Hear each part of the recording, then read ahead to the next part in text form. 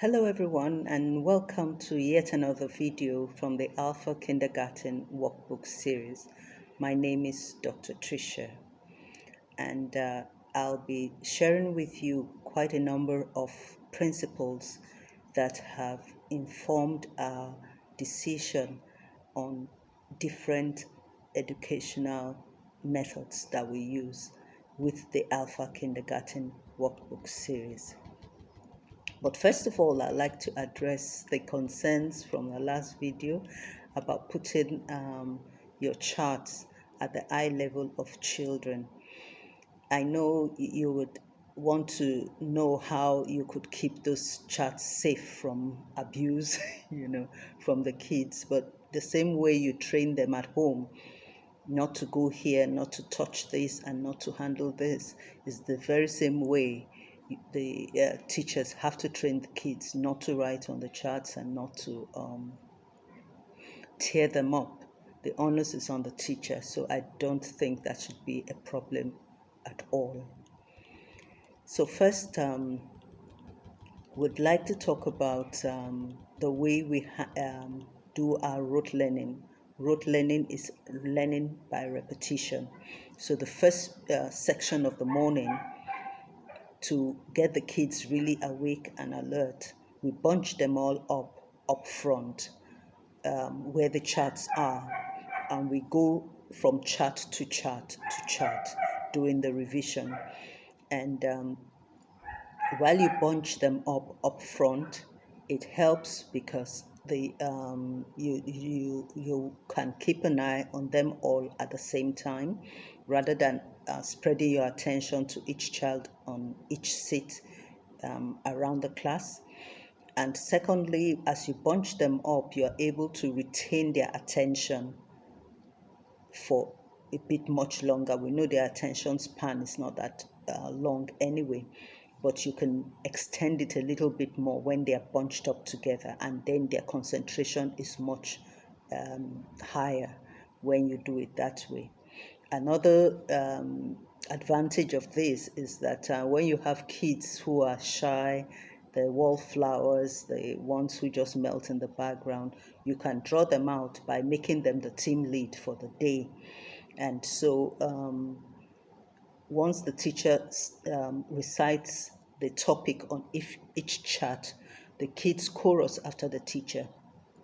And so when you pick these shy kids as the team lead, they become like the teacher, and they recite each chart, and the other kids that are bunched around can repeat after them.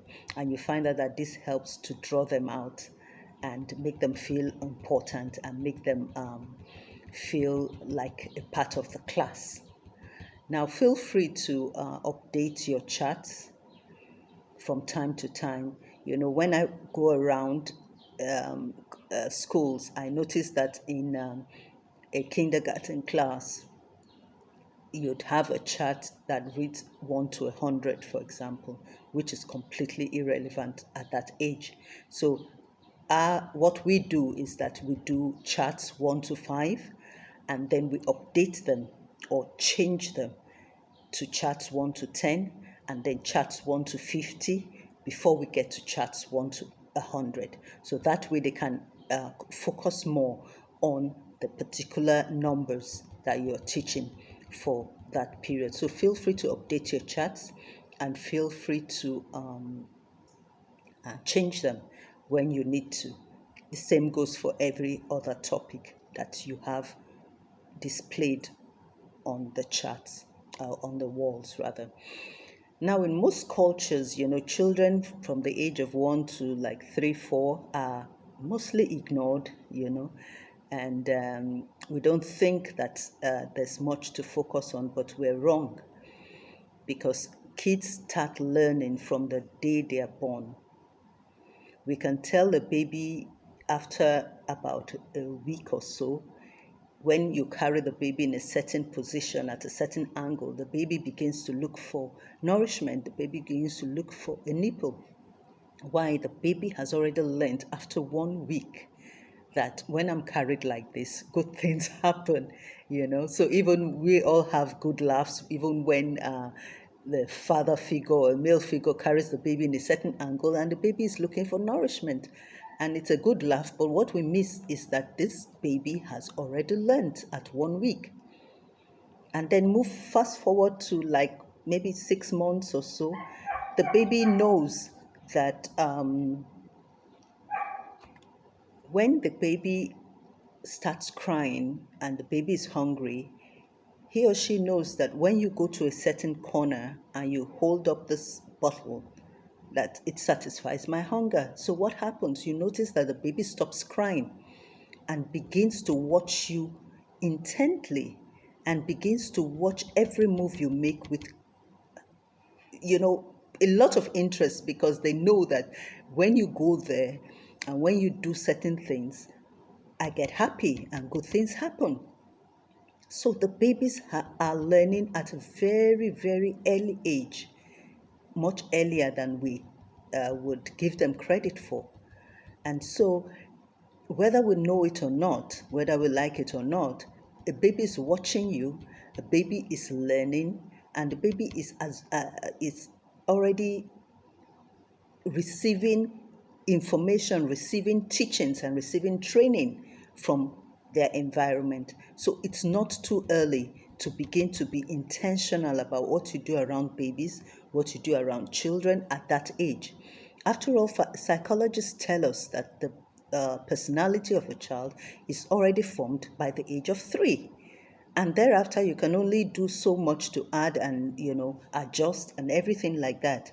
And think of that. How much attention do we pay to kids to formulate their personality and their behavioral patterns within that age bracket?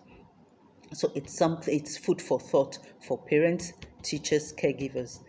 At that age, those are the most formative years. Their minds are very open.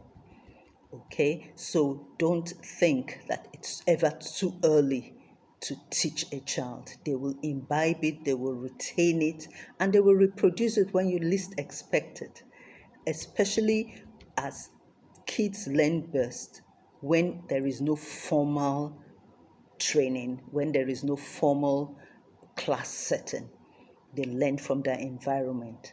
So this brings me to another section of this video, and this is the principles we use in our educational approach. The main principle we use is that we teach a concept before the subject. I'll say that again. We teach the concept before we teach the subject. So what do I mean by this? Take, for example, we want to teach the subject of put together, addition. We don't use addition, it's a big word that doesn't mean much to a little 3-year-old. But what we do is that we begin to use that word. We choose a phrase and we retain that phrase and repeat that phrase a million times. We teach them the concept of put together and we use the same word. When teaching anything, you have to retain the use of the very same phrase and not multiple phrases for the same thing. So for addition, we use the word put together, and that's the phrase we use. Now we teach them the concept of put together. And how do we do that? In the course of the day, knowing that children learn by what they observe around them and what they hear. And so when they're at play and the playtime is over, we say, put your toys together. Put them all together. We won't use the word gather. We won't use the word pick up. We stick to the phrase put together. Put together. When they've done with their crayons, put your crayons together. Come on, put your crayons together. When they're done with their lunch, put your lunchbox together. We use that word put together. So they learn the concept of bringing things together when they hear the word put together. You've taught them that concept without them knowing that they've learned something. And so later on, when it comes to addition, they can always apply that concept, put together because they already know what it means. And so when you bring sweets, for example, we always use sweets. Sweets never fail us. Candy is a winner with kids any day. And so when we want to teach the concept, the subject of put together, we bring candy. We put candy on the table, and we advise that you don't use a variety of candy because they get so distracted. They will be looking at the colors, looking at the shapes, looking at the beauty of the candy. They will be distracted from what you're trying to teach them. So when you want to teach put together, bring candy, the same color, the same size, the same type, so that there is no distraction at that level. They have no choice but to pay attention to what you're doing with the candy rather than paying attention to the candy. Little things like that distract from the subject. The same principle why we use plain pages on our books. No distractions with cartoon characters and overly decorated pages. We stick to the topic. So you bring your candy to the table, and believe me, all eyes are on the table. And then you put some candy in front of, let's say, David, and put some candy in front of Sharon. Guess what? Instinctively, the human nature, they know that Sharon has more candy than I do. Immediately, you've already taught the concept of value, number value, without even saying a word, because they know. That is another principle we use. We use the natural tendencies of children as teaching tools. So we study their behavioral patterns and we use them to develop our teaching methods. So you've already taught them number value without saying a word, because instinctively we're using their instincts now, leveraging on their natural tendencies and using them to teach the subject. So they already know that this has more than me. And you see their eyes going from one bunch of candy to the other, and they already know that they're different. And so you line them all up, and because you remember that kids will first learn to count on a straight line and then to count on two lines before they can count things randomly. Those are different stages, we all know that. And so you arrange the candy on a straight line and have them count the candy in front of David. Let's say you put 3 there, and then you arrange the candy in front of Sharon, and let's say you give her 5 and have them count on a straight line. Then you say put together, and you physically clasp your hands together, bringing the candy all together in the middle of the table, and arrange them again on a straight line and have them count. And so they clasp their hands together because they know that addition now is put together. So in one day, you've taught them the concept of addition rather than just bringing it out like magic and 1 plus 1 is 2, so count 1 circle and 1 circle and add them to. It's so outlandish to them, and it's so far-fetched. But when you do it as a way of an exercise, as a way of a practice, as a way of a natural, tendency, you find that you go a longer way, and it takes you no time for them to grasp what you're talking about. So they already know what addition means. It means put together. And so you find that later on, when they are drawing circles for their number value on their books, and you say put together, maybe you write 1 plus 3 or 3 plus 5, and they have to draw 3 circles over number 3 and 5 circles over number 5, you will find that when you say put together, they're going to try and clasp the circles they have drawn like candy. They're going to put their hands together, even over their book, over their paper, and then because mentally that's how they understand the concept of put together. So they clasp their hands and then count them all together, and you get your answer. And so in 2 days, you've taught them the concept of addition. But first, the subject of addition. But first of all, we've spent about a week teaching them the concept of putting together their crayon, putting together their lunch boxes, putting together their toys. So those are the two cardinal principles we work with the Alpha Kindergarten Workbook Series method of education. You will teach the concepts, and then we go right down to the subject. And once they have understood the concept, the subject is much easier. Another concept is the concept of writing. We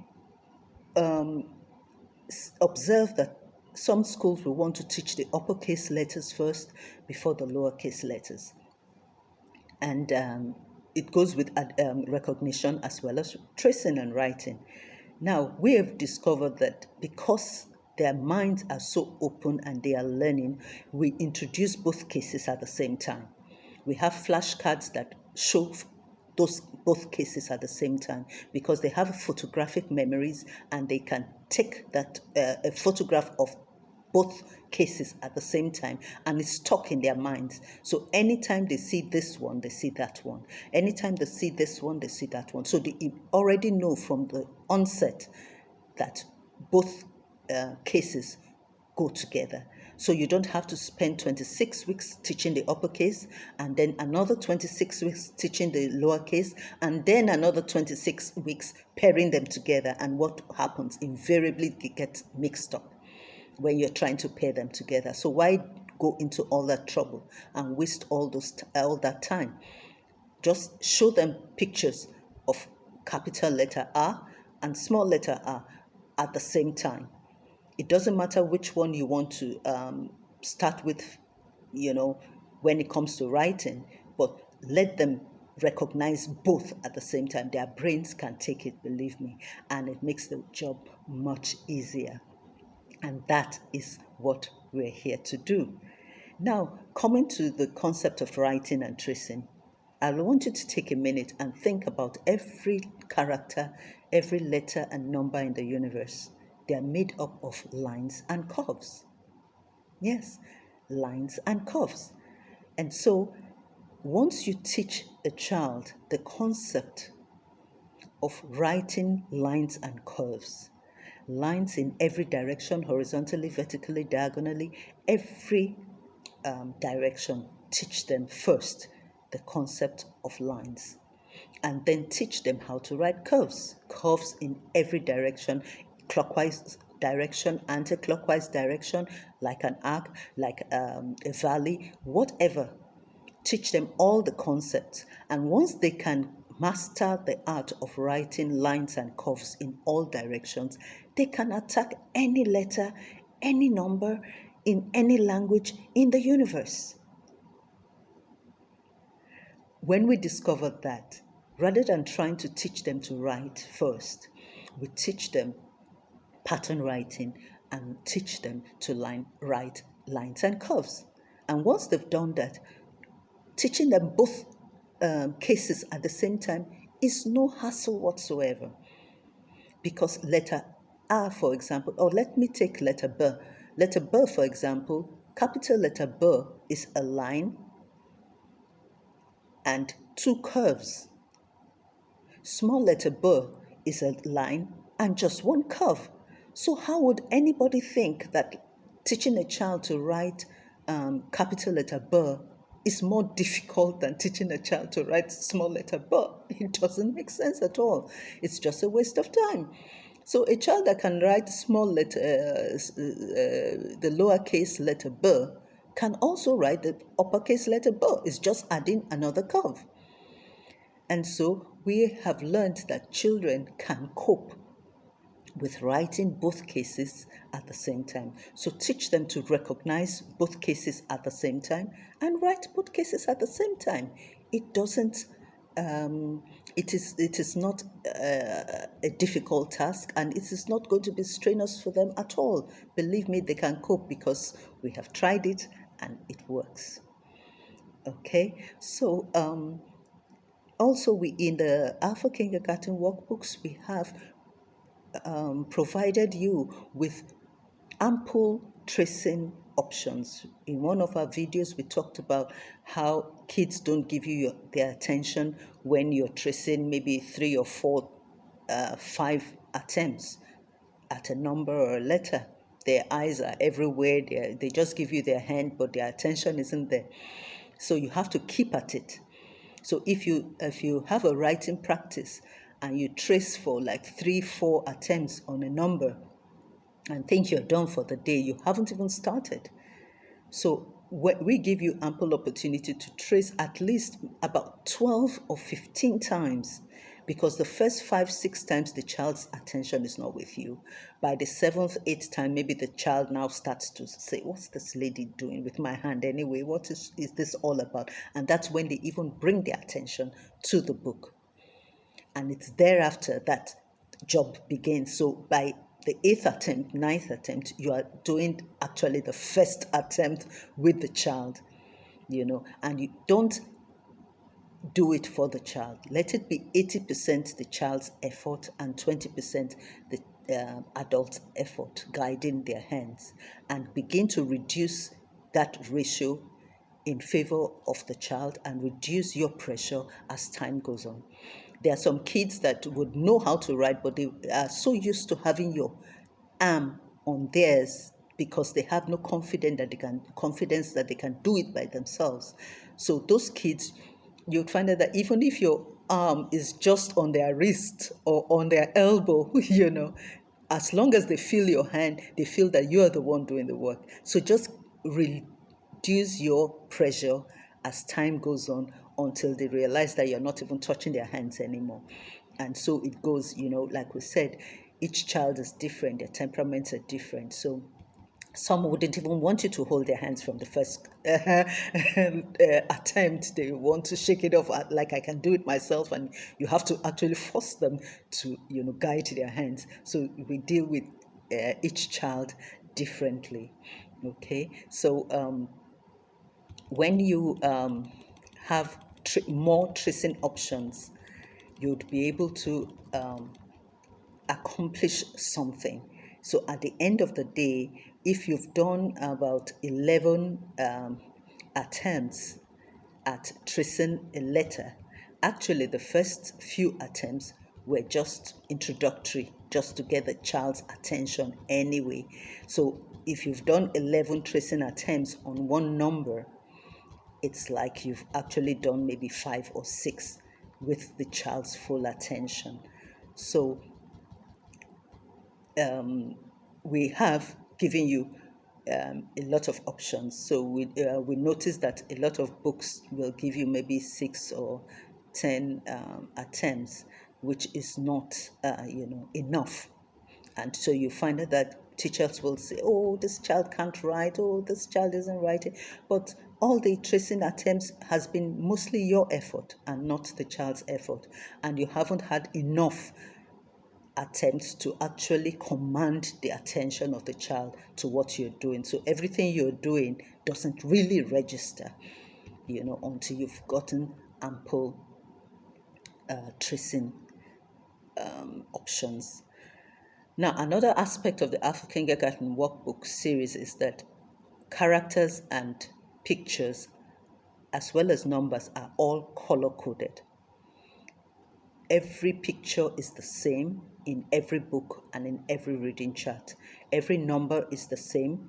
We use the same color. We use the same picture representation, because it makes it easier for a child to recognize B as in butterfly.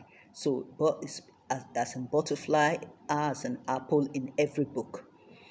B is the same color in every book. A is the same color in every book.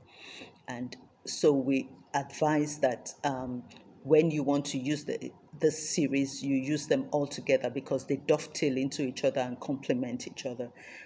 We got frustrated with a lot of the materials in the market, even materials by big names that were in existence even before I was born, And we found out that the book may say A as an apple and the chart will say A as an ant.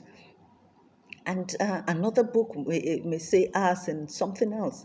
And I was wondering that at this stage, we know R could represent a zillion things, but we need the child to just have one object per letter. And so we had to implement this in publishing this series. And R is R in every book and on every chart and every resource material. B is for butterfly, K is for car, and it's uniform. And that uniformity has helped the children to grasp the concepts. And so even when they're tracing, you'd find these objects and these characters represented in the same format, the same picture and color coded format. Okay, so this makes it so much easier to teach beginners. Later on, they can begin to add other objects to each letter and add other aspects to each letter. We also introduce one topic per week. One topic from literacy, one topic from numeracy, one color, one shape. We spread it out for the week. Now, the books are formed in such a way that the first page is for Mondays and they get to color letter R. The second page is for Tuesday and they learn to paste letter R. The third page is for Wednesday and they learn to trace a huge letter R. And then Thursday, they trace the uppercase, and Friday they can take the lowercase home. So there's a page for each day on each topic and each activity. So it's easier for you to have different activities reversing and reviewing the same topic. Now, when it comes to pasting, we have you cut out old magazine papers or sugar paper into tiny bits. Not you, but have the child do it, because it trains the fingers in dexterity. It increases their writing skills, and enables them to be more flexible with their fingers. And so let the kids tear the sugar paper, tear the magazine paper into tiny pieces, and you smear the letter one section at a time. Because if you smear it all at the same time, before the child is done pasting, some portions might be dry. So what we do is I will smear a certain section and have the child pick up those pieces and paste. You will be amazed the kind of practice, the kind of exercise of the finger muscles that this simple task does. And meanwhile, it is fun. So that's another tendency that we have leveraged on in our educational system, that kids like fun. They learn when it's fun, and so everything they're doing, we make fun out of it and we make light out of it, so that they're relaxed, their minds are relaxed, and they would retain what they learn in a relaxed atmosphere much faster than what they retain in a formal educational system. Another feature of our workbooks is that we have indicated the proper sequence to writing each letter and each number. We've indicated this with the use of tiny arrows, numbered arrows, to show you first arrow 1 shows you the direction to go first, arrow 2 the direction to go next, arrow 3, and so on and so forth. So each letter has that direction, so that you can teach the child in the proper sequence in which every letter should be written. Okay, now kids are more comfortable at home, obviously, and so we also leverage on that concept and we use it to our advantage. What do? We give them a reading chart to take home. We ask the parents to place this reading chart in the child's bedroom, and we have the same reading chart in the classroom. And so when the child goes home and comes back to school, they can see a connection between home and school. Home is where they're relaxed. Home is where they have fun. Home is where their loved ones are. And so when we create a psychological link between the home and the school, when they see the chart in the classroom, it reminds them of home, and it makes them immediately more comfortable and makes them realize that, hey, this can't be a bad place because, I love my home, I love my family, and I see this here and I see this there. So it's a subliminal message, and it makes them feel more comfortable and makes our job much easier. The same concept as sending a child to the daycare with her favorite toy or favorite blanket, just to make her feel more comfortable. So that works like wonders. Now, when this link has been created, you build trust in the children, and the children begin to enjoy the concepts of the home while in class, and they are more relaxed, and psychologically they feel safer you know with that link. It's a subconscious thing, but it works, and it helps the child settle in much faster. Now, we use rote learning a lot, and when we're teaching concepts before the subject, we often resort to the use of rhymes. Now, rhymes help kids to learn a topic. For example, when we were growing up, we sang rhymes like Yankee Doodle came to town riding on a pony. He stuck a feather in his cap and called it macaroni. It made no sense whatsoever. Except you're teaching macaroni or you're teaching about a pony. I don't see the relevance in such rhymes. So we have since changed, and we use rhymes that are relevant to the topic we're teaching. 1, 2, buckle my shoe. 3, 4, shut the door. Those are rhymes that are relevant. Head, shoulders, knees and toes. Knees and toes, they're teaching parts of the body. So we seek out rhymes that are relevant to different topics. And when we don't find them, we create rhymes for ourselves. Now, when a child has learned 1 to 10, for example, and you want to move on, we create a rhyme. 1 and 1, 11. 1 and 2, 12. 1 and 3, 13. 1 and 4, 14. We just sing a song and form a song and a rhyme like that. And we teach it the concept of this rhyme first before we come to the subject. And so for a week before, they're learning 1 and 1, 11, and just singing it along like a song and a rhyme. They have no idea where you're going with that. And so when it comes to introducing the letters 11 to 20, you already have the song in their minds.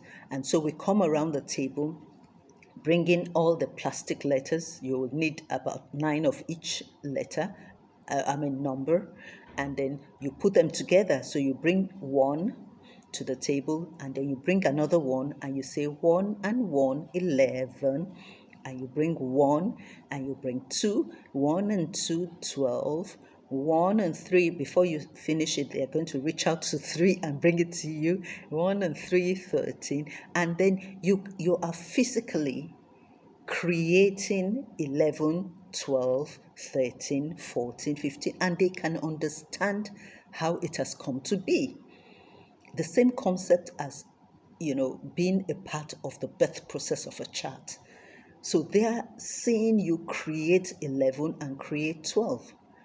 And they have the song in their minds, 1 and 1, 11, 1 and 2, 12. And so when you create it, it makes sense to them because they already know the rhyme. And so when they're writing, they're going to be singing under their breath. 1 and 1, 11, 1 and 2, 12, 1 and 3, 13. And when you listen carefully, they're mumbling the song and the rhyme as they're writing, and it makes it so much easier. And so we go, once we're done with 20, we continue with the rhymes and singing it, and they understand that when they are writing, they are creating 2 and 1, 21, 2 and 2, 22.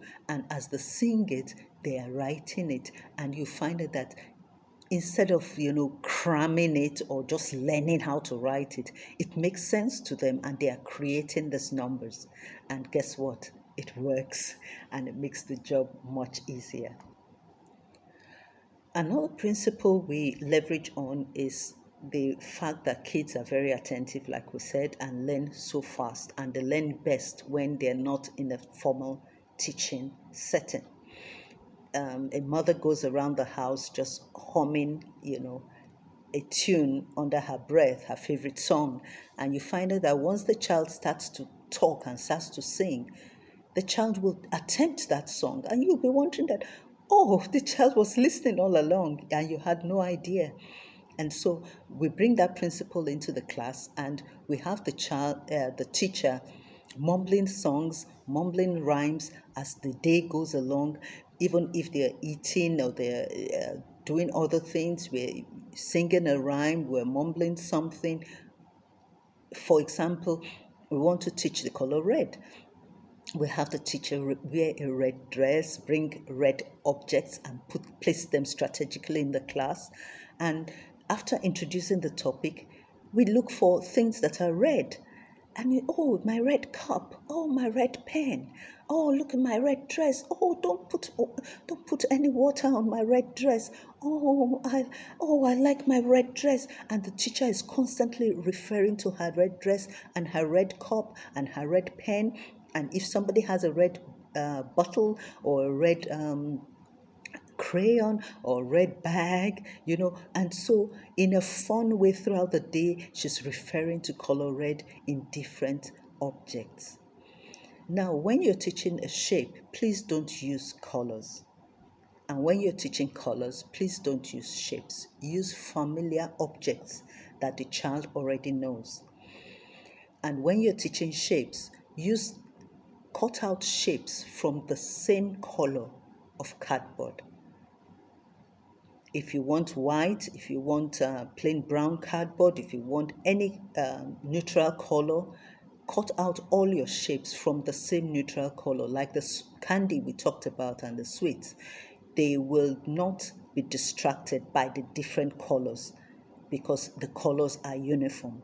So they will only pay attention to the shapes. But when you have a red triangle and a green circle and a yellow whatever, like we see in a lot of the educational materials, it's confusing to them because you're teaching color red and you're using a square, and so invariably you'd find out that if you ask the child down the road and you hold up a square and say, what is this? The child could tell you it's color square. Because they mixed up the color of the square with the shape. So when you're teaching shapes, use a uniform color. And when you're teaching colors, try not to use shapes as examples. Use cups, use crayon, use bags, use shoes, use the teacher's dress, the napkin, whatever the child already knows, objects known to the child. It's better that way so they can differentiate a shape from a color. So don't have them mix both together. Now, also, we use the same concept with the same words, the same expression. So when you say color red, don't say my red color, or don't say something else. Just say color red, color red. When you say number one, let it be number one, number one, number one. When you say put together, don't use bring together or bring it or add it, or just stick to the word put together. Same thing when you're talking about subtraction, we use the word take away. We don't use the word subtraction, it's a big word for them at that stage. We use the word take away, and we teach the concept of taking things away. The same as we did with put together. Take away your toys. Definitely you give ample space so that they don't mix both concepts up. Take away your toys now. Okay, we're done with this. Take away your plasticines. Take away your crayons. Take away your paint brushes. Take away your bags. Take away this and take away that and take away that. And they learn the concept of taking things away, being removing, and a concept of removal And so when they have candies and you want to take away the candies, they understand what you're doing. And when you take things away, you're removing things away. So if you have maybe 8 candies on the table and you say, I want to take away one, I want to take away two, I want to take away three, they already understand that concept. Okay, and please, once you're done with the candies, please let them eat them. Reward the kids with the candies, reward their effort, reward their attention. It will be a big pity to work with candies and have their eyes all, you know, shiny and excited and not give them candy at the end of the day. Please give them candies. The dentist will understand just that once. So thank you for your attention. Thank you for listening. And I do hope that we have made the job much easier for you. Thank you and bye-bye.